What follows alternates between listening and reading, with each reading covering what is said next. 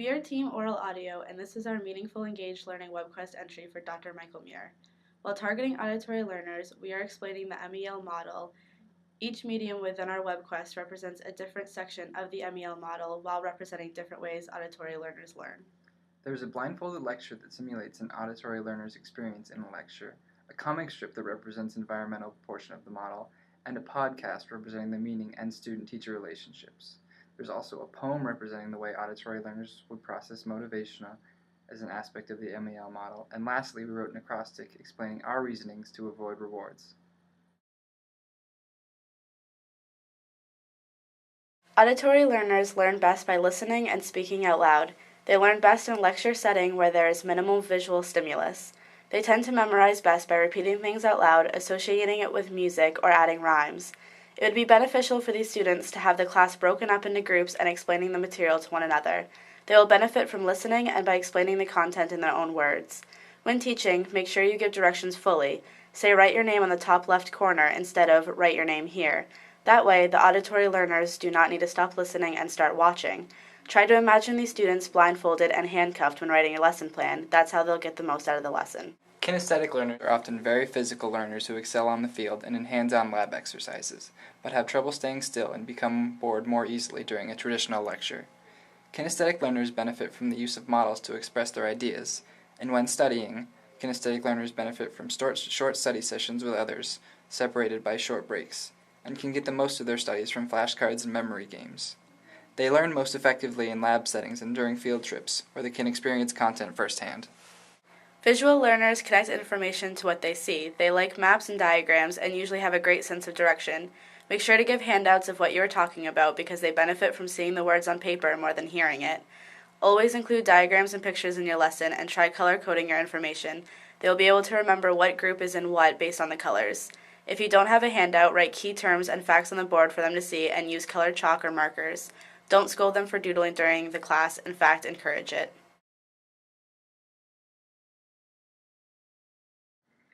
Children will learn more if they could read gore, or something they choose that will make them muse. See, children are different. They differ in interests. One might like horror, the other likes explorers. So give them choices on that project. Kids, pick your own topic. Reading biographies, well, who do you want to be? Maybe an actor, or a politician, a writer, or a musician. Give them permission to make their own decisions. Put them in a different position. It will give them ambition. Allow them to design and to create, to make a great fate. It will accelerate their learning rate. Don't say this is the way it has to be. Don't stifle their creativity. Don't deny their mind when they find something they like. Don't deny them of that right. Promote different paths of thinking. Practice linking their interests to your teaching. This isn't a dictation. Don't force their formations. You must practice adaptation because when they make their own creations, you'll see a lot more motivation.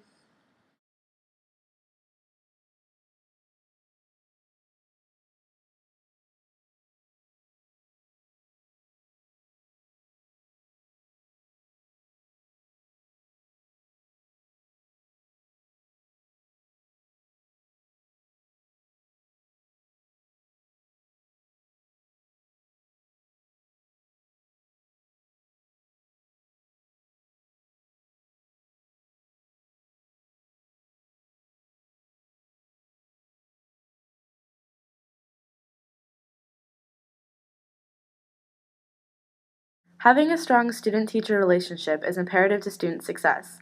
The teacher needs to accommodate every student in the environment so they feel comfortable and safe.